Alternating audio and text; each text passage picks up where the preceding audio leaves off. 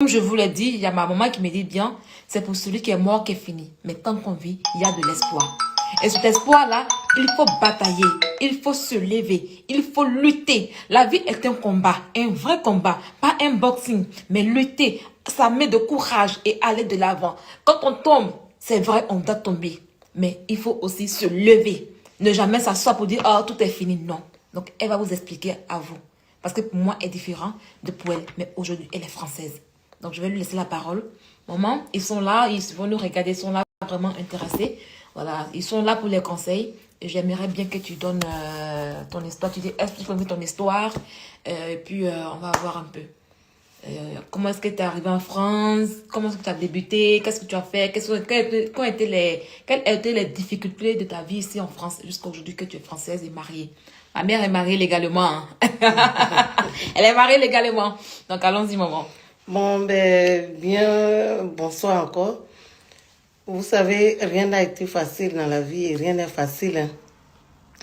Ce qui est bien, c'est ceux qui ont lutté et ceux qui continuent de lutter qui ont un bon vécu.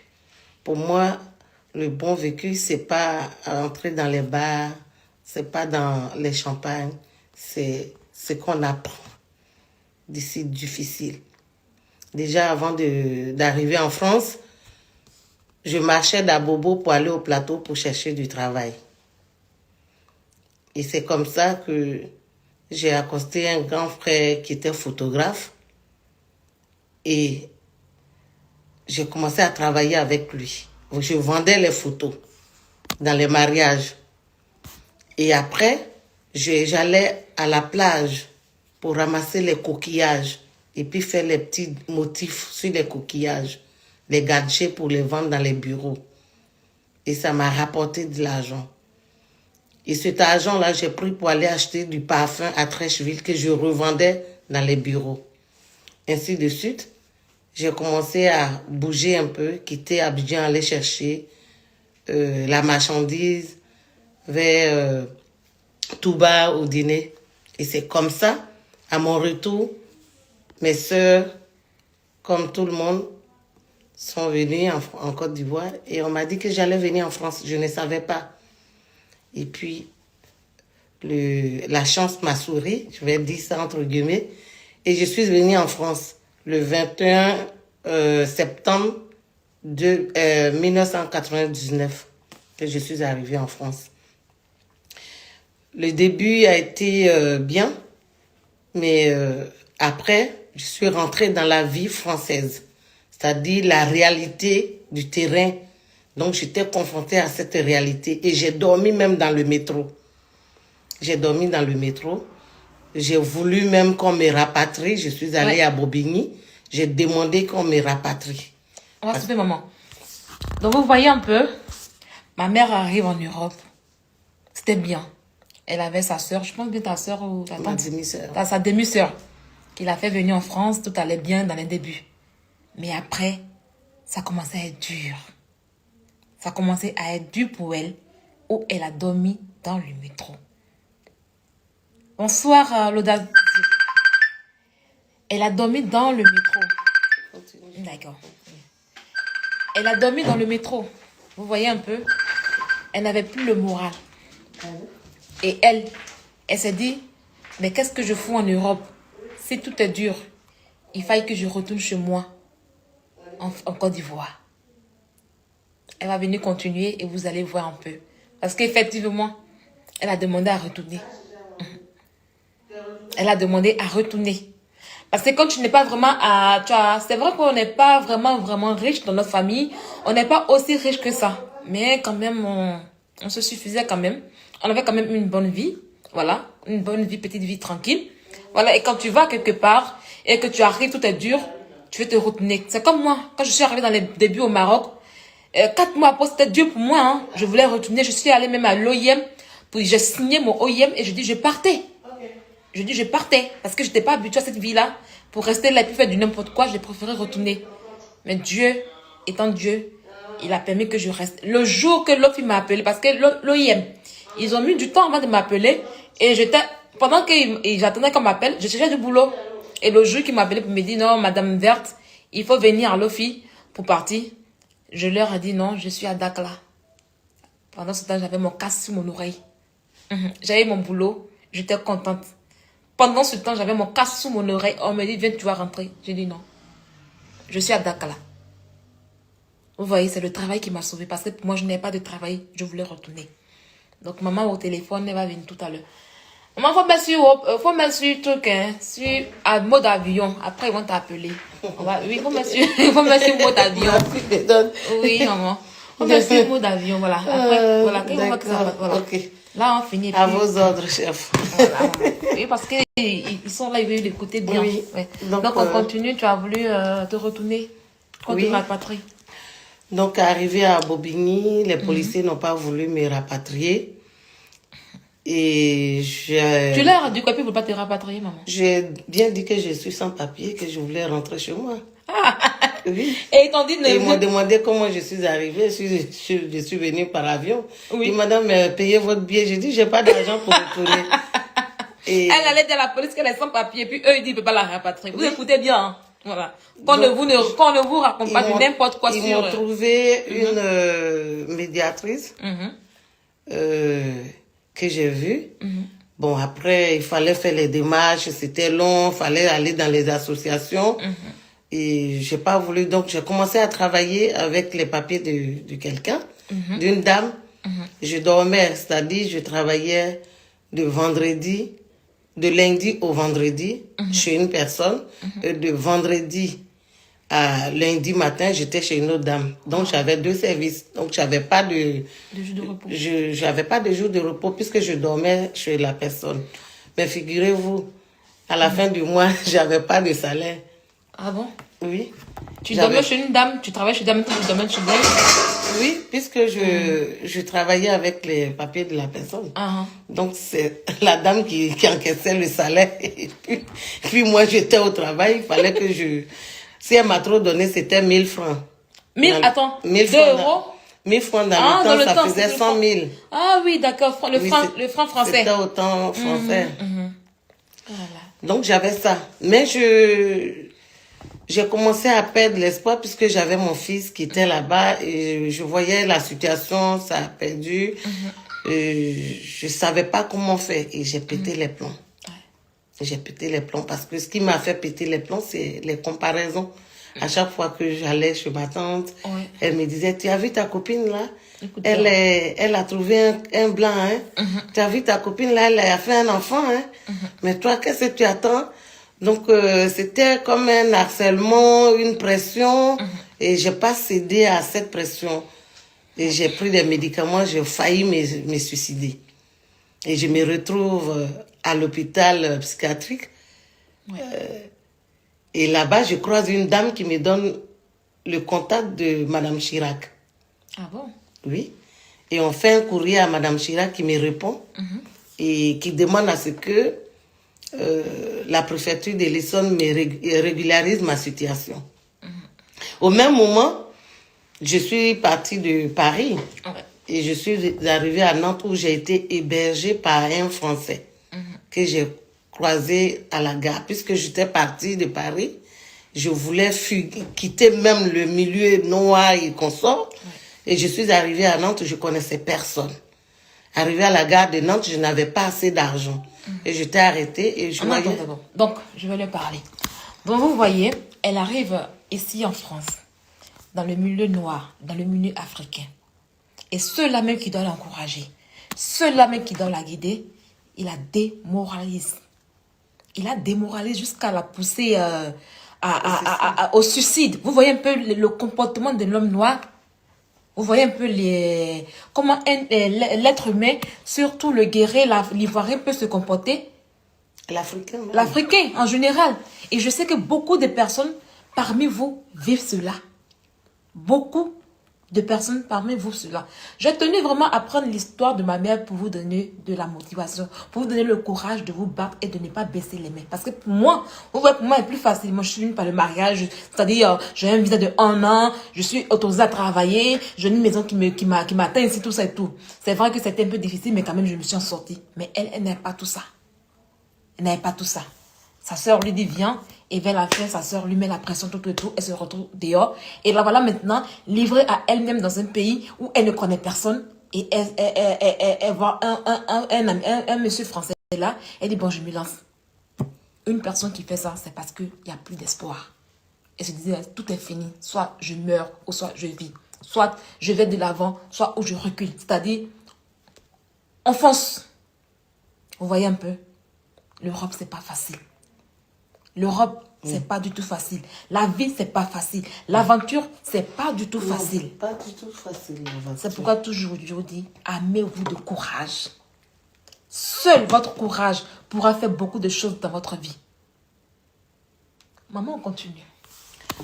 Donc, je croise Loïc. Loïc, oui.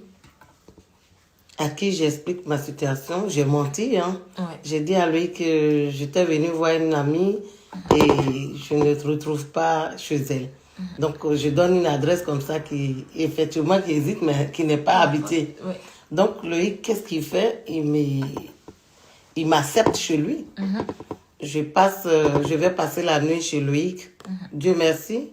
Que, comme je ne le connaissais pas, je ne voulais pas dormir. Donc, il m'a donné une chambre d'amis où il avait ses documents et il avait son bureau, en fait. Donc, comme j'ai fait un peu de secrétariat, donc j'ai aidé dans sa tâche bureautique. Et c'est après, le matin, il est allé au travail, il m'a laissé chez lui. Il revient, tout est nickel chez lui. J'ai tout bien arrangé. Et il faut dire que Loïc a trouvé une dame qui m'a donné son papier en français, hein, qui m'a donné ses trucs pour que je puisse travailler avec lui. Et j'ai commencé à travailler avec lui. Et c'est comme ça, il me donne des conseils. Il me dit, tiens, tu peux passer des annonces pour croiser un homme. Je dis, mais je ne sais pas où. Et je vais passer l'annonce. À mon retour de l'annonce, je trouve un blanc qui me suit. Oh, qui me suit. La partie me plaît. Oui. J'étais énervée puisque moi, mon espoir, c'était l'annonce. Oui. Donc, je vois un blanc qui me suit et qui apprécie mes couleurs de cheveux. Et ça, je dis, oh, pardonnez là. La grâce de Dieu. Oui. Vous voyez, vous voyez comme la grâce de Dieu est sur notre vie. Vous voyez, elle va vous dire un peu, la grâce de Dieu est sur notre vie. Donc, le blanc, il me suit. Et puis, je m'arrête, il sourit. J'ai dit, oui, il y a quelque chose. Il me dit, non, vous avez des belles chevelures. Je dis, ah, d'accord. Okay. Et puis, comment vous appelez? Je donne mon prénom. Et vous, il donne son prénom. Bon, il me donne son numéro. Je le prends quand même. Je l'enregistre dans mon téléphone. Mais sans plus. Parce que mon espoir était ce que je venais de payer, l'annonce que je venais de payer. Je vais. Effectivement, les gens m'appellent. Mais lui, quand il m'a appelé, il m'a dit il est en vacances, qu'il voulait venir à Paris me croiser. Je dis ok, je suis revenue à Paris, je suis plus sur Nantes. Il vient me trouver à Paris, il me dit je vais vous épouser. Ah bon? Oh là là là là là là. C'est même chose, hein. On nous épouse vite. Vous voulez m'épouser comme ça? Oui. J'ai dit oui, j'ai dit moi je crois pas. Déjà vous êtes chez votre maman et vous voulez m'épouser. Il dit dès que je vous quitte, je vais trouver un appartement. Oui. Alors, c'est pas facile de trouver un logement tout de suite. Donc, il trouve un studio de 14 mètres carrés et il m'invite. Je m'en vais, je prends une de mes amies, je vais avec elle. Donc, voilà, mon amie est arrivée. On dormait à 3 sur le lit, puisque elle aussi, elle était dans la même situation que moi. Ouais. Donc, c'est ainsi que, quelque temps plus tard, le 2 novembre 2002, nous nous sommes mariés. Donc, vous êtes croisés quand? En quelle année? On s'est croisés début 2001, le 14 avril 2001. C'est-à-dire le 14 avril, quelques mois, pas une année même. Hein. 14 avril 2001. Et on s'est mariés le 2 novembre 2002. 2002. Donc, un an. Oui. Un an. Ouais. Oui. Un an. Un an après. Oui, un an après. Mais il faut dire que quand j'étais avec lui, j'ai travaillé à mon propre nom. Ouais. Parce que le numéro de aide médicale qu'on m'avait donné, j'appelais les entreprises en ligne. Et c'est les entreprises en ligne là, je communiquais ce numéro. Et c'est comme ça qu'ils m'embauchaient. Ils m'employaient, ils m'envoyaient dans les missions. Et je travaillais avec mon nom. J'avais les fiches de paye à mon nom. J'ai ouvert mon compte à mon nom. Donc, le courrier qu'on a envoyé, que Mme Chirac a envoyé à l'Essonne, je suis allée à l'Essonne, on dit, Madame, puisque vous avez déménagé, donc votre dossier a été transféré à Nantes. Bon, puisqu'on était déjà parti sur la base du mariage, donc je me suis plus occupée de ça. Et je me suis mariée. Et voilà. C'est après le mariage que vous avez fait la formation d'aide-soignante tout ça? C'est après. Avant, il faut dire que c'est une formation qui a été faite sur l'État parce que je travaillais avec déjà les papiers de quelqu'un. Donc, j'avais une formation. Et quand j'ai eu mes papiers, j'ai continué dans le domaine. Et on a validé mon expérience. Et voilà. Combien d'années de service aujourd'hui? Oh, j'ai toujours travaillé dans ce domaine-là, mais j'ai changé. Je suis agent de soins. Voilà, c'est ma spécialité. Donc, j'ai changé, je me suis un peu focalisée dans la peinture parce que j'aime le toucher, j'aime... c'est un peu... j'aime apprécier la chose, quoi. Donc, je travaille avec les pièces, c'est dans l'industrie. Donc, j'ai changé un peu parce que toujours voir les mêmes choses, c'est un peu difficile. Quand tu dures dans un métier, tu as envie de changer. Donc, j'ai changé pour faire le métier de peintre industriel. Ok. Donc, voilà un peu son histoire. Voilà mon histoire. Voilà un peu son histoire. Le reste, on va pas trop dire dessus parce qu'après le mariage, on a beaucoup comment je peux dire ça? De chance, on a beaucoup d'ouverture, voilà. Quand tu te maries ici en Europe, tu as toutes les chances, tu as toutes les ouvertures. Donc, c'est pour vous dire qu'au jour d'aujourd'hui, tu peux arriver en Europe sans papier, avoir des difficultés dans la vie. Mais la seule chose qu'on vous demande, c'est de ne pas baisser les bras. C'est de persévérer. D'autres ont le moral fort de s'en sortir, mais d'autres aussi ont le moral un peu bas. Voilà, ma mère, elle a eu, à un moment donné, elle a eu le moral très affabli. Mais il y avait quelque chose en elle qui était quoi? Le travail.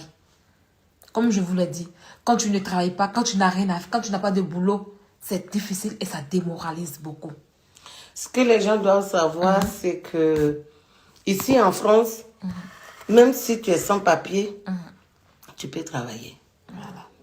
Même si tu n'as pas de situation, tu peux travailler. Tu peux travailler même avec ton propre nom. Oui. Et comment ça se passe? Comment Si à partir du moment où tu as un numéro d'être prise en charge là, ce numéro il est valable. Le numéro de l'AME là? Oui, c'est ce numéro là qu'on vous donne quand vous avez vos papiers. C'est le numéro qu'on vous donne là, il ne change pas. Mais vous pouvez travailler. L'employeur, quand il voit que vous êtes sérieux dans votre travail, lui-même, il va se charger de faire les démarches. Oui. Donc, il y a beaucoup qui ont eu des papiers par leur employeur. C'est le sérieux qu'ils ont mis. C'est le sérieux qu'ils ont mis. Et puis, moi, aujourd'hui, je suis quelqu'un, de par mon expérience, de par la vie que j'ai menée ici, je me dis que les gens qui arrivent, il est mon devoir de tendre la main. Il est mon devoir de les orienter. Il est mon devoir de les écouter. Parce que si vous ne parlez pas, la dépression, c'est pas forcément parce qu'on est blanc. Mais on a la dépression, la pression qui est en nous là. Quand tu n'as personne pour t'écouter, quand tu n'as personne pour t'orienter, quand tu n'as personne pour vraiment faire face, t'encourager, franchement, c'est difficile. C'est très, très, très difficile et c'est pénible. Moi, ça m'a poussé au suicide. Mais Dieu merci, je m'en suis sortie. Aujourd'hui, j'ai donné la chance à d'autres personnes. J'ai aidé pas plus de 10 personnes ici en France. Parce que je me dis que je suis passée par là. Il faut que je donne mon coup de main. Aujourd'hui, c'est vrai, ma fille, elle est sur les réseaux sociaux, elle fait des clashs avec d'autres personnes, mais je suis fière d'elle.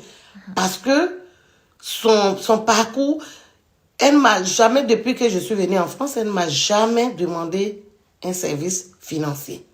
Jamais. Ce n'est pas par fierté, mais c'est par courage. C'est par ambition. Parce qu'il y a des personnes qui demandent de l'aide, mais qui sont ainsi, dès qu'on leur donne quelque chose, ils s'en vont payer le vernis, ils vont se maquiller, ils vont payer les perruques, ils vont payer des mèches, et ils sont assis. Il y a des personnes même qui sont là parce que leurs soeurs se trouvent, bien leurs frères se trouvent en Europe. Ils pensent que c'est la prise en charge totale. Mais ce que ce frère il vit, c'est difficile. Ce que la soeur vit, c'est difficile. Pour une personne qui est mariée à un blanc, ce n'est pas facile aussi parce que le blanc, c'est un compte en commun. Quand tu retires de l'argent, le blanc, il sait. Et lui, il n'envoie pas de l'argent à sa famille. Toi, tout le temps, c'est toi qui es assisté. Et donc, deux fois aussi, c'est quelque chose qui fatigue. Et après, les gens demandent, mais tu as fait tout ce temps en Europe là-bas, qu'est-ce que tu as réalisé? Oui, on veut bien réaliser. Mais il y a des gens, parce qu'on est parti de là-bas, à qui on envoie de l'argent au pays, qui nous grugent, qui prennent cet argent. Donc, vous qui suivez ma fille, vous qui êtes là, c'est parce que vous attendez quelque chose. C'est parce que vous avez la volonté, vous avez la détermination, vous avez envie de le faire. Peut-être vous avez besoin d'un coup de pouce pour le faire. Même tout se transforme à Abidjan. En Côte d'Ivoire, en Afrique, tout se transforme. Vous comprenez? Même les boîtes vides. Il n'y a pas de honte. Il n'y a pas de honte. La seule honte, c'est quand tu voles. Ouais. Il n'y a pas de honte. Vous pouvez même ramasser les boîtes vides et puis faire de ça votre commerce. Ça ne coûte rien. Les ramasser juste et puis les nettoyer, vous allez les poser là. Il y aura des gens qui vont venir, qui vont avoir envie de prendre ces boîtes vides là et pour faire des choses. Il y a des gens même qui ramassent les bouteilles vides. L'autre fois, j'étais à Abidjan, j'ai vu des gens qui ramassaient des bouteilles vides. Et j'avais gardé aussi, je disais, je vais aller les donner.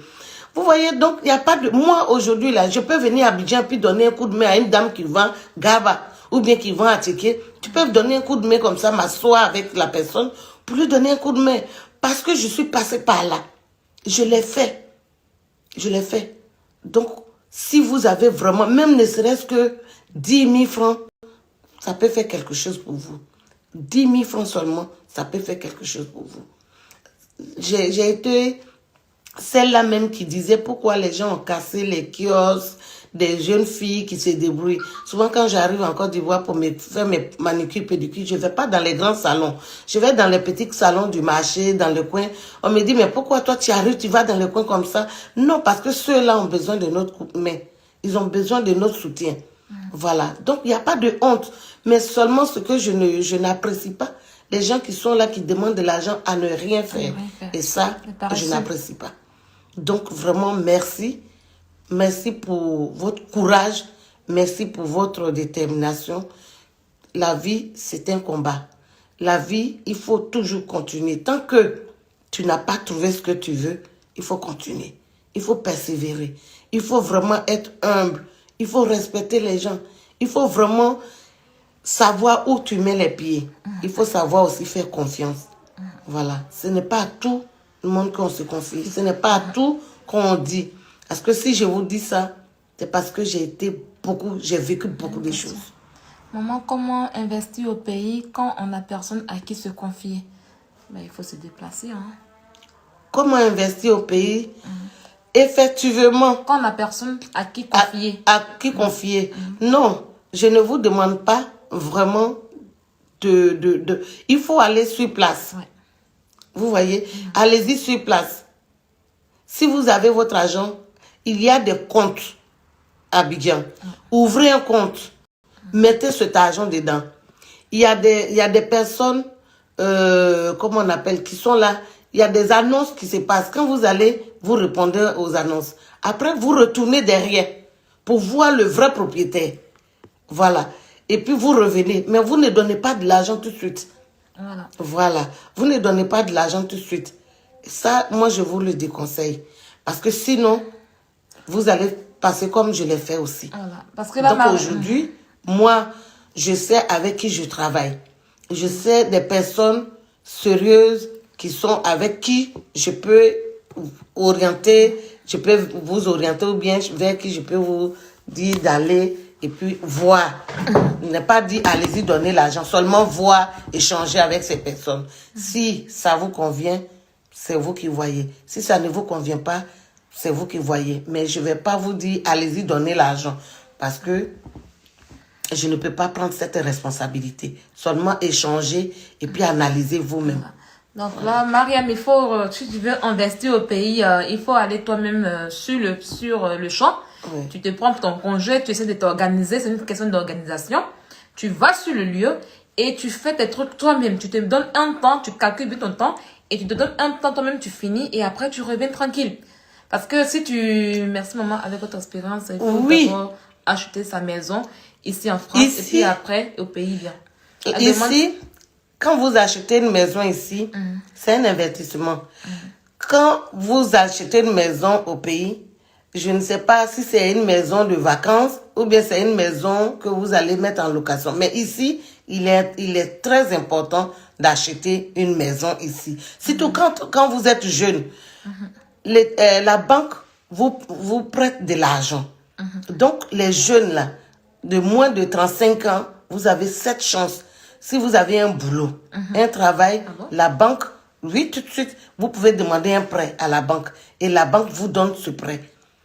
J'ai dit les jeunes de moins de 35 ans. Voilà. Donc, mais là, les conditions, est-ce qu'il faut avoir... Ça dépend du nombre d'années de ton titre de séjour, mais non. Ça dépend pas. Si tu as un CDI et tu as un salaire régulier, oui. D'accord. Oui. Si par exemple tu as 2 ans de cas de séjour, tu peux prendre? Tu peux prendre ton crédit. Oui, mais il faut justifier tes ressources. Tes ressources. Voilà. Si tu travailles, tu vois avec ton conseiller, il va voir si au niveau de ta banque, tes comptes, tout est carré. Il va éviter les découvertes. Voilà. Donc, il n'y a pas de problème. D'accord. Oui. Ok. Donc, si vous avez un travail, payez la maison ici. Quand vous payez la maison, là, au bout de 3 ans, ça vous rapporte. Ah bon? Oui, ça rapporte de l'argent. Même au bout de 2 ans, elle peut vous rapporter de l'argent. Pas beaucoup de bénéfices, mais elle peut vous rapporter au moins peut-être 7 000 euros, 8 000 euros. Ah bon? C'est pas beaucoup. Mais c'est beaucoup déjà, 7 000 euros, 8 000 euros. C'est quand même mais bon, si tu prends une maison, tu prends, admettons, 50 000 ou bien 60 000 euros et tu achètes une maison ou bien 120 000 comme ça, tu achètes une maison que tu la revends au bout de 2 ans. Si tu as 10 000 euros, c'est pas beaucoup. Voilà. Or, si la maison elle reste jusqu'à 3 ans, 4 ans, 5 ans, ça dépend. Elle prend de la valeur. De la valeur. Oui. Okay. Donc, voilà. Et aussi investir en Côte d'Ivoire, c'est aussi important. C'est aussi important, mais dans un premier temps, il faut d'abord acheter ici. D'accord. Ça, c'est très important. Parce que quand tu achètes ici, là, la banque, même si tu veux acheter aussi en Côte d'Ivoire, que tu veux prendre vraiment un bon crédit ici pour acheter, d'abord tu dis à la banque que tu veux acheter ici. Maintenant, si tu as un projet, c'est toi qui boostes ton projet, tu peux dire à la banque que tu as besoin de 200 000 euros, bien 150 000 euros. Et dans ça, là, tu peux enlever au moins pour aller payer ton terrain là-bas. Ah, d'accord. Voilà, moi, ce que je conseille aux gens, c'est de payer un terrain et puis construire. Parce qu'il y a des gens qui payent des maisons et puis qui les modifient. Ça revient plus cher encore. Donc, payer un terrain et construire. Payer un terrain et puis on construit, ça vous revient. Oui, en Côte d'Ivoire, ça vous revient moins cher. Voilà. Vous voyez, pas plus tard, la dernière fois, je faisais la pub de terrain où je vous encourageais à payer au terrain en Côte d'Ivoire. Donc, vous voyez, vous avez votre terrain, vous construisez et ça vous revient moins cher. Voilà. Donc, que chacun prenne son terrain ou autre, tout et tout. Comme ça, on sera bien. Voilà, on peut. Donc, il y a quelques questions encore. Il n'y a pas de questions. Voilà, on peut. Donc, voilà. Voilà, toujours ce que je vous disais, c'est le courage, la persévérance et n'écoutez pas tout ce que les gens vous disent. Voilà. Non. N'écoutez pas tout. Allez, levez-vous et puis allez dans les administrations prendre les renseignements qu'il faut. Les vrais renseignements. Pour ne pas vous tromper. Parce que ici en Europe, là, c'est pas tout le monde qui aime ton bonheur. Toi, tu viens d'arriver et puis tu vas les dépasser. Nani 100. ils vont vous mettre en arrière. Donc, allez vous renseigner bien et faites les choses bien. Tu es sans papier, il ne faut pas avoir peur. Fais les choses normalement. Pour l'instant, tu peux travailler au nom de quelqu'un, mais après, là, cherche à travailler à ton propre nom. Comme je vous l'ai dit, la dernière fois, qu'au jour d'aujourd'hui, il y a un moyen d'avoir les papiers par le travail. Par le travail. Voilà. Par le travail. Donc, faites tout pour avoir un boulot ici. C'est pas la peine, même si vous avez eu un mari, c'est bon. Si vous avez quelqu'un pour vous épouser, là, vous êtes sauvé tranquillement, tranquille. Mais vous n'êtes pas encore bien sauvé, comme je vous l'ai dit. Le titre de séjour conjoint, il est bon, mais en même temps, il est mauvais. Parce que conjoint, vous dépendez de l'homme. Vous voyez un peu. Vous dépendez de l'homme. Mais en même temps, il est très bon. Mais, quand ça zaille, si le monsieur s'appelle dans sa tête que ça va pas là, ah, s'il dit que ça va pas, ma famille, ça la préfecture là, on risque de tout vous bloquer. Donc, si vous partez vous marier, que au bout de 2 ans, 3 ans, que vous avez commencé à travailler au bout de 2 ans, que vous avez déjà eu votre titre de séjour, vous changez votre titre en salarié français avec vos patrons. Mais vous demeurez épouse. Mais si votre titre de séjour, c'est marqué salarié français et vous ne dépendez pas du foyer, mais du boulot. Et comme ça, vous aurez toujours, comment dirais-je, vos papiers grâce au travail. J'aimerais savoir, pour un homme, c'est pas trop facile. Comment? Je comprends pas trop. Justin, coucou, comment tu vas? Justin, comment tu... Pour un homme, pour avoir les papiers ici, bon, c'est un peu compliqué pour les hommes quand même, hein. C'est pour ça que je vous dis toujours de mettre Dieu devant, quoi. Non, mais voilà. C'est ça, les hommes, ça dépend de... Les hommes ici, je dirais même que c'est aussi facile. Parce que s'il vient avec son ami, c'est toujours dans le même sens de conseil. Hein. Parce que quand toi, tu pars de chez toi, tu viens pour un objectif. Ouais. Il y en a d'autres, quand ils arrivent, ils sont plongés dans le travail. Ils vont travailler avec les papiers des gens. Ils vont travailler, dès qu'ils ont le salaire, le gars leur donne l'argent et ils se contentent de ça. Mais pendant ce temps, toi, ta situation est demeure sans papier. Sans papier, oui. Donc, il faut aller... Souvent, moi, je dis, ce n'est pas parce que vous connaissez Sylvia, vous descendez chez Sylvia, que vous allez rester chez Sylvia. Quand vous arrivez là, même au travers de Sylvia, quand vous arrivez, vous allez dans les associations. Dans les associations, quand vous êtes dans les grandes villes, ou même quand vous êtes en province, vous allez dans les maraîchers, dans les endroits comme ça, vous demandez, vous cherchez du travail. Oui. Tous les jours, vous allez partir, et vous allez demander des associations. Il y a des gens qui vont venir, il y a des gens que vous allez croiser. Même faire le bénévolat, c'est important aussi. Oui. C'est très important. Quand vous venez, que vous êtes sans papier, faites les bénévolats, allez au resto du cœur, dites non, je veux aider. Ça, la préfecture regarde ça beaucoup. Merci beaucoup, Sylvia. Voilà. Et c'est ce que les gens n'ont pas compris. La préfecture regarde ça beaucoup, je disais l'autre fois aux jeunes que j'ai croisés ici, je leur disais ceci. Quand vous arrivez, il y a des associations. Les associations, normalement, sont créées pour accompagner les personnes, pour être auprès des personnes qui arrivent. Moi, quand j'ai été présidente des Ivoiriens à Nantes...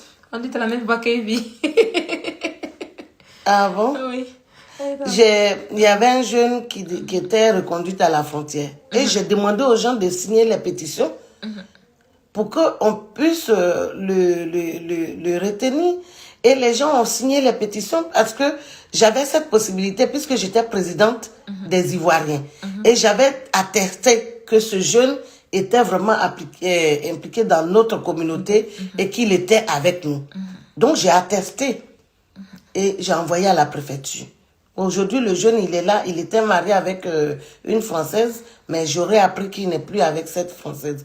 Moi, je suis présidente d'une association, d'une ONG. Quand vous arrivez, que vous apprenez qu'il y a des associations, des ONG là, allez-y faire du bénévolat, inscrivez-vous. C'est gratuit.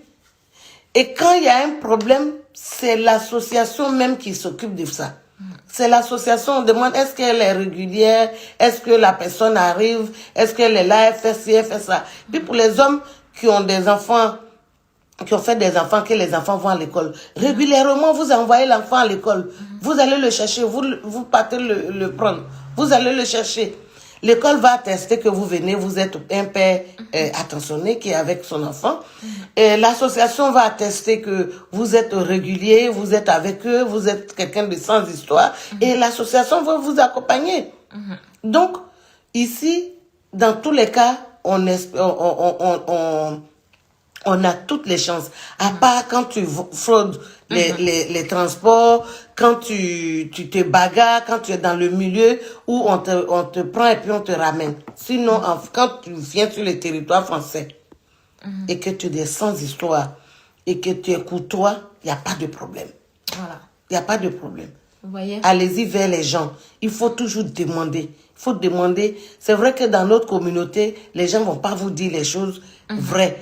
Les gens ne vont pas vous dire ce qu'il faut faire. Même il y a des associations, vous pouvez même reprendre les cours gratuitement, sans papier.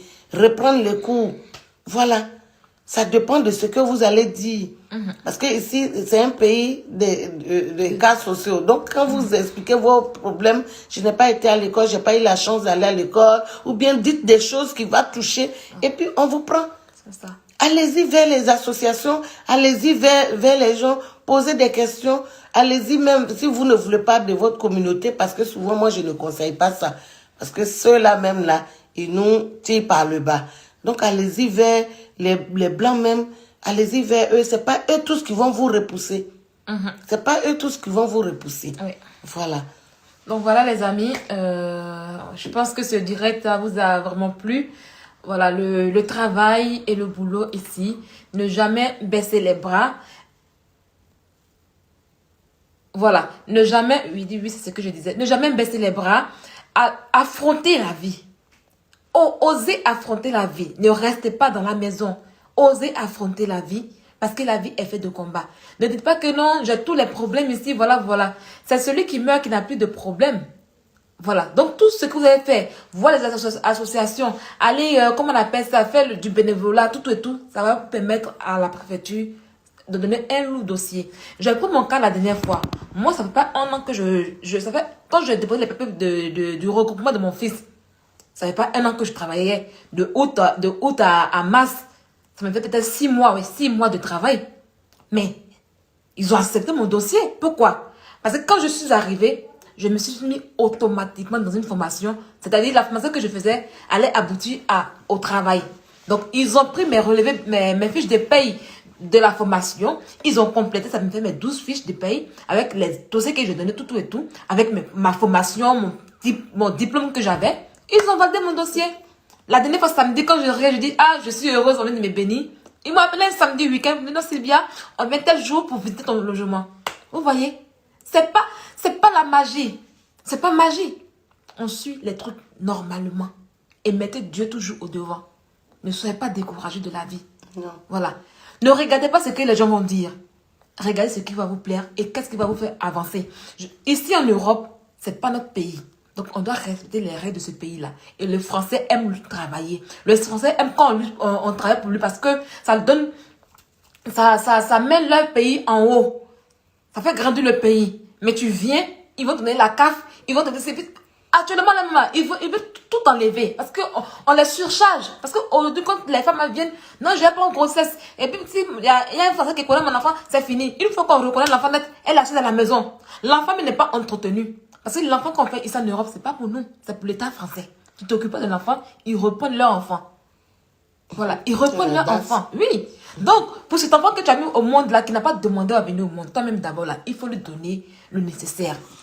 Le nécessaire, il faut lui donner. Donc, avant de faire un enfant pour des papiers là, il faut penser à ça. Est-ce que je peux le faire? Est-ce que si l'État ne m'aide pas, est-ce que je peux m'occuper de mon enfant? C'est important. Donc là, arrêtons les histoires de CAF. Arrête, parce que la CAF et tout, c'est de la paresse. C'est vrai que l'enfant a un droit. Non, mais oui, c'est pas la CAF. Voilà. Moi, je sais que la CAF, elle ne touche rien. Il ne touche rien. Et sous là-bas, elle ne touche rien. Peut-être que ce qu'ils m'ont donné, c'est la scolarité de l'enfant. C'est obligatoire. Quand un enfant ici pour aller à l'école, l'avocat va t'aider à donner la scolarité de l'enfant. C'est obligatoire. Mais dès que je fais un enfant pour que l'État puisse s'occuper, qu'on arrête ça. Et même quand on donne l'argent de l'enfant en question, elle prend pour acheter les vêtements, les perruques par-ci, les rouges par-ci. C'est là, elle va payer. Dans l'argent de l'enfant, elle va les payer Louis Vuitton. Comme je l'ai dit, Louis Vuitton, ça ne se presse pas. Ça part pas. Achète ton terrain construit. Et quand tu auras l'argent, tu auras beaucoup de Louis Vuitton que tu veux. Donc, vous avez compris, les amis. Voilà un peu. Le direct de ce soir, c'est la persévérance et le travail. Et j'ai mis ma maman à côté pour lui donner son espérance. Vous avez vu que les espérances sont différentes. Elle est venue, elle a lutté, elle a bataillé. Aujourd'hui, elle est française. C'est ça qu'elle a. C'est pas la magie. Donc, si tu es venue sans papier, dis-toi qu'un jour, tu peux devenir française ici. Mais, il y a un mais derrière. Pour être français, on n'a pas besoin de forcément de se marier avec un Français. Voilà, tu n'as pas besoin de ça. Si tu travailles, tu as les filles de paye. Paye tout ça. Au bout de 5 ans, on rigole ta situation. Oui, même pas 5 ans voilà. Même, mais c'est jusqu'à 3 ans, voilà. C'est bon. Il y a un mais derrière. Pour avoir les papiers là, il faut bosser. Tu bosses pas, tu as 20 ans ici, ils ne vont jamais te donner ça. Tu ne fais pas les trucs bien, ils ne vont jamais te donner ça. C'est qu'un blanc de fait là. Il faut faire. Tu seras régularisé ici. Maintenant, quand tu vas être français là, tu dis il faut dormir. Si tu faut dormir, puis vous t'arracher maison, tu donner dans les rues pour être clochard. Parce que ici, il y a des Français qui sont clochards. Vous voyez un peu. Donc voilà un peu le conseil que je vous donne ce soir. Ne dites pas que non, comme je suis sans papier, je ne vais pas avoir une situation. Non. De sans papier, tu peux être français. Mais c'est le travail. Comme je l'ai dit tous les jours. Bossons les amis. C'est le travail paye. Je pense que c'est bon. Je n'ai pas trop la retenir. Oui. Voilà. Donc, merci beaucoup les amis. Ceux qui n'ont pas vu. J'espère qu'il y a beaucoup qui non, ils vont donc regarder après. Vont témoigner, oui. Qui vont venir nous faire un retour. Oui, ils le feront. Voilà. Voilà. Donc là, je vous filles, souhaite... si vous êtes ici, si vous êtes en France, si vous êtes, je ne sais pas dans quel pays en Europe, n'ayez pas honte de demander. Voilà. N'ayez pas honte de demander. Voilà. Renseignement toujours. Voilà. Le milieu là. Moi, quand je suis arrivée ici, j'ai dit le milieu, c'est dans lequel je suis quittée puis je suis venue ici. Donc, moi, je ne suis pas venue pour avoir amis noirs ou bien mari noir. Je suis venue pour me marier à un blanc. Et je me suis mariée à un blanc.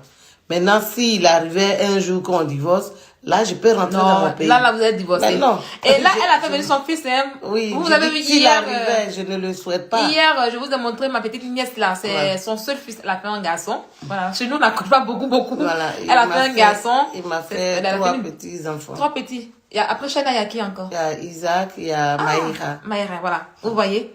Elle a fait venir son enfant. Son fils est venu. Il est ici. Il est français.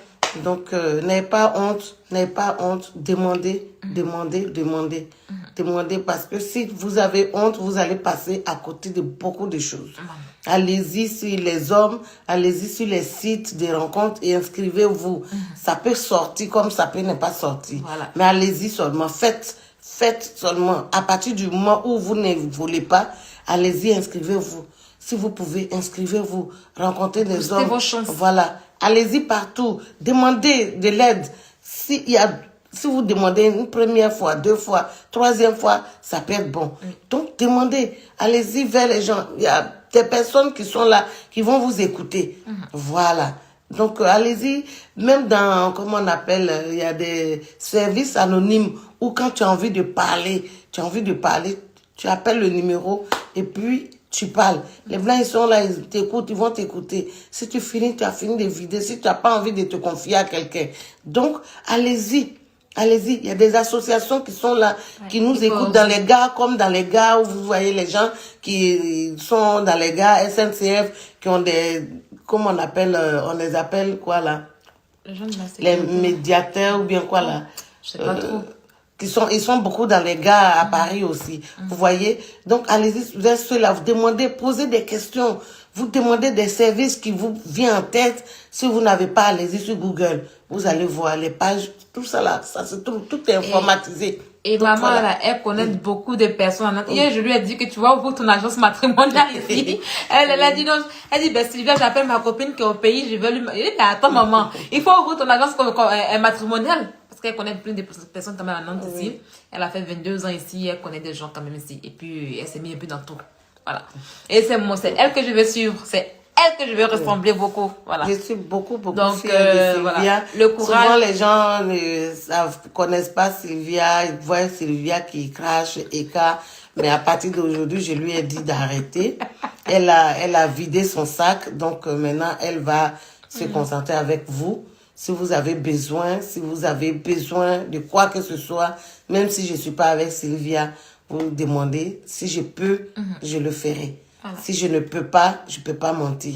Mais si je peux, je le ferai. Mais je vais mettre ta page, Voilà. la page de ton quand tu vas faire la vidéo, je vais mettre ça sur mon Snap et puis ceux qui venaient s'abonner vont s'abonner chez toi. Oui, Pour le conseil. il n'y a pas de problème.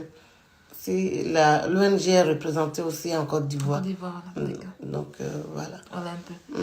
Donc, ça a été un réel plaisir pour moi. Bon, Merci ceux qui n'ont à pas regardé, tous après, ceux ils qui vont nous ont regarder. suivis. Voilà. Et j'espère que vous avez bien compris. Voilà. Voilà. Donc, dites-moi, Sylvia, tu fais... Oui, je fais le vaccin. Oh, si j'ai pas fait ce que je pourrais travailler, je vous dis que Macron, c'est mon patron. C'est pour m'amuser un peu. Il faut Je faire fais le le vaccin, vaccin. oui, c'est obligatoire. J'ai fini mon vaccin, j'ai fait le 2, je suis vaccinée. Bon, vous n'avez pas vu. Il faut faire voilà. le vaccin, mais avant de faire le vaccin, là, demandez à faire votre test PCR. PCR, oui. Et quand vous faites votre test PCR, vous êtes sûr que vous n'avez pas le Covid. Voilà. Oui, moi, je fais ça Et avant. après, vous pouvez faire votre vaccin. Je Voilà. l'ai Maintenant, fait. rassurez-vous aussi si vous n'avez pas de pathologie, vous n'avez pas de maladie, mais si vous avez quelque chose, signalez-le. Parce que sinon, on ne sait jamais. Voilà. Si vous avez, même si ne serait-ce que c'est mal de dos, signalez. Si c'est mal de tête, signalez. Signalez avant de faire le vaccin. Voilà. Je fais le vaccin, la deuxième dose, ça m'a juste, ça n'a pas trop fait mal. Mais c'est le lendemain, ça m'a juste gonflé un peu, juste un peu, pas trop. Et après, ça commence à me gratter. Bon, j'ai pas ressenti de douleur et autres. Tout s'est bien passé. Moi, j'ai fait le vaccin, la première dose, rien, deuxième dose, rien. Voilà. Donc, on est dans l'obligation de le faire parce qu'étant soignante, ils sont obligés. Donc voilà, je vous dis merci les amis. merci à vous. On se retrouve sur Snap. D'accord?